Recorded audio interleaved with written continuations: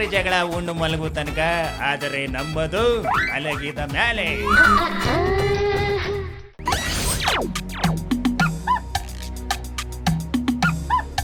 ನಮ್ಮ ಪ್ರಾಣೆ ಮೋದಿ ಈ ಸಲ PM ಆಗಲ್ಲ. ನಮ್ಮ ಪ್ರಾಣೆ ಮೋದಿ ಪ್ರಧಾನಿ ಆಗಲ್ಲ. ಚಾನ್ಸೇ ಇಲ್ಲ. No chance. ನಮ್ಮ ಪ್ರಾಣೆ ಪ್ರಧಾನಿ ಆಗಲ್ಲ. ಇದೇನಿದು? ಸಿದ್ದರಾಮಯ್ಯನವರು ಹಗಲಲ್ಲೇ ಕನ್ಸು ಕಾಣೋಕೆ ಶುರು ಮಾಡವ್ರೆ. ನಮ್ಮ ಪುರಾಣಿ ಮೋದಿ ಪ್ರಧಾನಿ ಆಗಲ್ಲ ಅಂತವ್ರೆ. ಎಪ್ಸಿ ನೋಡೋಣ. ಸಿದ್ದಣ್ಣ ಅವರೇ, ಸ್ವಾಮಿ ಸಿದ್ದಣ್ಣ ಅವರೇ. ಅಯ್ಯೋ ಯಾರಪ್ಪ ಅಲ್ಲಿ? ಏನಯ್ಯ ಬೇಕಾಗಿತ್ತು ನಿಂಗೆ? ಏನು ಕನ್ವರ್ಸ್ತಾ ಇದ್ದೀರಾ? ನಾನು ವೆಂಕಟು.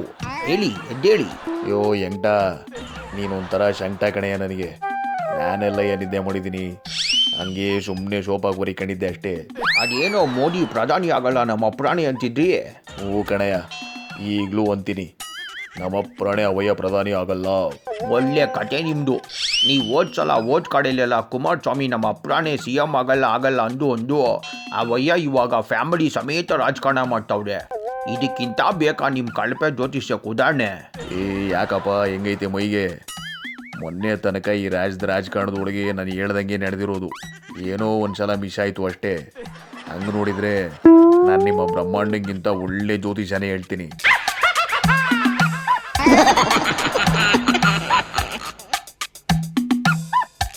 ಯಾರೋ ಇಲ್ಲಿ ಜ್ಯೋತಿಷ್ಯ ಅಂದಂಗಿತ್ತು. ಯಾರಿವಾಗ ಜ್ಯೋತಿಷ್ಯ ಹೇಳೋರು? ನಾನೇ ಬನ್ರಿ, ಸುಮ್ಮನೆ ಹಂಗಂದೆ.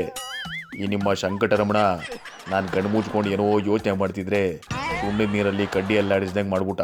ಅಂದಂಗೆ ಯಾರು ಈ ಸಲ ಪ್ರಧಾನಿ ಅನ್ನೋದು ನಿಮ್ಮ ಭವಿಷ್ಯ? ನೋಡಪ್ಪ, ಇದು ಟಾಪ್ ಸೀಕ್ರೆಟು, ಯಾರ ಹತ್ರನೂ ಹೇಳಂಗಿಲ್ಲ.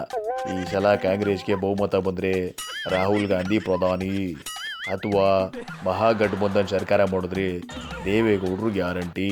ಅಲ್ಲ ಸಿದ್ದರಾಮಯ್ಯನವ್ರೆ, ಗೌಡ್ರು ರಾಜಕೀಯ ನಿವೃತ್ತಿ ತಗೊಂತೀನಿ ಅಂತವ್ರೆ.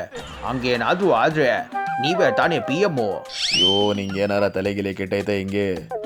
ಹಂಗೇನಾದರೂ ಗೌಡ್ರು ಆಗಲ್ಲ ಅಂದರೆ ಕುಮಾರು, ರೇವಣ್ಣ, ಅನಿತಕ್ಕ, ಪ್ರಜ್ವಲ್ಲು ಇವರೆಲ್ಲ ಇಲ್ವಾ?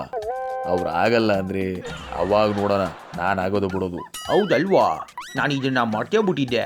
ಹಂಗಾದ್ರೆ ನೀವು ನಿಮ್ಮ ಪ್ರಾಣಿ ಪ್ರಧಾನಿ ಆಗಲ್ಲ.